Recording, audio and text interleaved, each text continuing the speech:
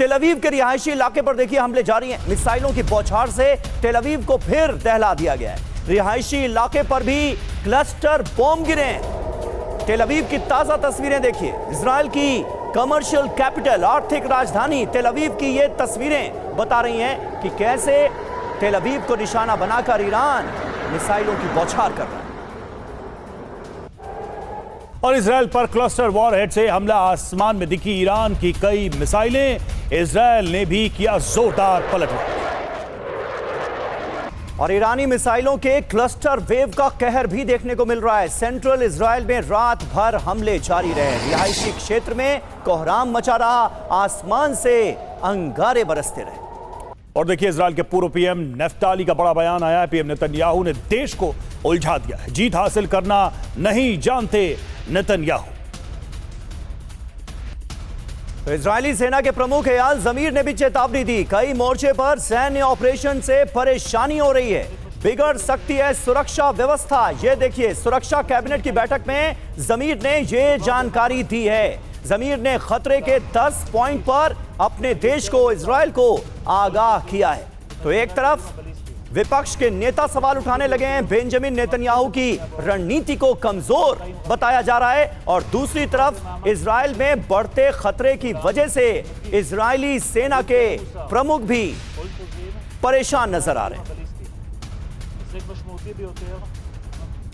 तो देखिए 3 मोर्चों पर जंग, इजरायली सेना बेदम। देखिए इजरायली चीफ ऑफ स्टाफ का बहुत बड़ा बयान आया है। कई युद्ध के दबाव में ढहने के कगार पर हैं। कई मोर्चे पर वो ऐसा कह रहे हैं कि दबाव बहुत ज्यादा है और आईडीएफ अपनी क्षमता से ज्यादा मोर्चों पर लड़ाई लड़ रही है। सरकार घायल सेना को युद्ध के मैदान में भेज रही है। जी हां, ये बहुत बड़ा बयान है। सोचिए, आर्मी चीफ ये कह रहे हैं कि सरकार घायल सैनिकों को युद्ध के मैदान में भेज रही है। रणनीति, जरूरी संसाधनों के बिना जंग लड़ रही है सेना। लेबनान के मोर्चे में लड़ाकू सैनिकों की जरूरत है। वॉर जोन में रिजर्व सैनिक पूरी तरह से थक चुके हैं, यह तक कह दिया आर्मी चीफ ने। सेना के पास कई मोर्चों पर लड़ने के लिए सैनिक नहीं बचे हैं। कमांडर बिक्रमजीत सिंह, ये क्या हुआ? इजराइल की ताकतवर सेना तो बेदम होती नजर आ रही है ईरान के हमलों के सामने।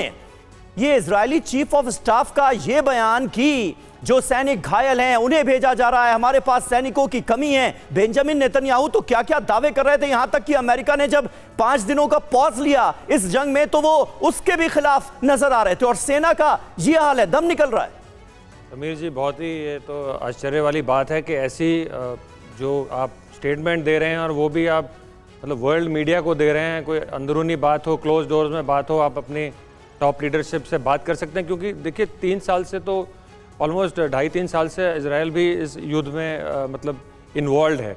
कहीं ना कहीं जैसे हम बात करते रहे हैं कि वॉर फटीग तो डेफिनेटली सेट इन हुआ ही है, रिसोर्स भी स्ट्रेच हुए हैं, कैजुअल्टीज भी हुई हैं, तो इसमें कोई दो राय नहीं है।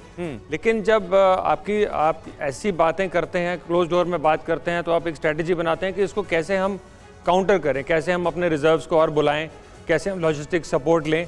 क्योंकि ये देखिए, मान के चलिए कि इजराइल अकेले तो लड़ नहीं रहा है ये वॉर, उनके साथ यूएस है और यूएस अभी आगे बढ़ चढ़ के अपने ट्रूप्स भी उतार रहा है। आप देखिए खर्ग में फॉर प्रोबेबल ग्राउंड ऑपरेशन। तो ये बात ऐसा कहना और वो भी पब्लिक में कहना, मैं समझता हूँ ये एक बहुत बड़ी बात है। इसको बिल्कुल गंभीरता से लेना पड़ेगा। शायद वो अपने टॉप लीडरशिप को या पॉलिटिकल लीडरशिप को कुछ एक संदेश देना चाह रहे हैं जो वो सीधे नहीं सुन रहे हैं। एक इनडायरेक्ट मैसेजिंग है, लेकिन ऐसा बोलना इजराइल जैसे देश को, जिसमें हम बोलते हैं कि हर एक मतलब ये बयान अपने आप में सर हैरान करने वाला है, तब जबकि जंग की नए सिरे से तैयारी हो रही है। जैसा हमने थोड़ी देर पहले भी दिखा कि खर्ग आइलैंड पर ऑपरेशन की तैयारी चल रही है और उस बीच अगर ये बयान आता है तो ये अपने आप में काफी हैरान करने वाला बयान जरूर है।